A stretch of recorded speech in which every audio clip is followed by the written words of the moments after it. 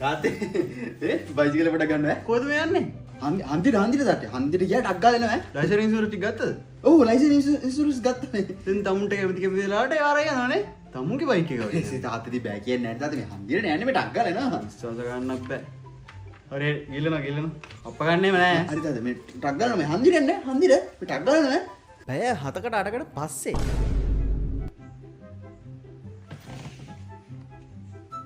කොල්ල තාම ආවේ නෑ. දැන් පැය 7-8ක් වෙනවානේ. හන්දිර නේද ගියා කිව්වේ? මොකක් හරි ප්‍රශ්නයක් අද්ද දන්නේ නැත්.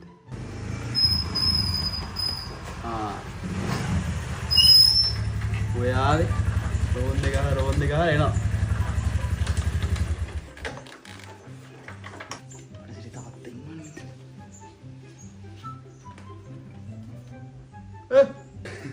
තාත්තේ මොකද මේ?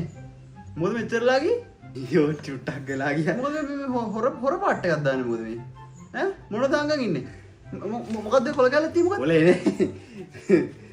කෙල්ල කෙලිව කමුණා. ඒක කමුණ. මෙන්න විදියා. දෙන්න. උඹට කෙල්ලන්ගෙන් ලියුම් හම්බෙනවට බැරියේ. මේ දඩකොලයන්. දඩකොලයක් පොලිස් ඇටිකට තව ලිව්වේ. ඒක කෙල්ලගේ හම්බුණා. ඔය පාරේ යන්න දන්නේ නැහැ. ඇහුවොත් මේ බාර් ඩ්‍රයිවර්ස් මාර් රයිඩර්ස්ලා ටික්ටොක් හදාද දාන්නේ රයිඩර් කී.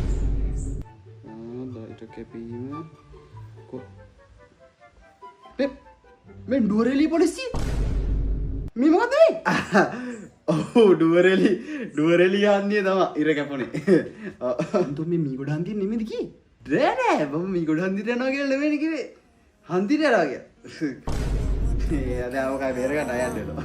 ලයිසන් එක අරගෙන. Kulang gata bang, tak ketong bang, ewa ayo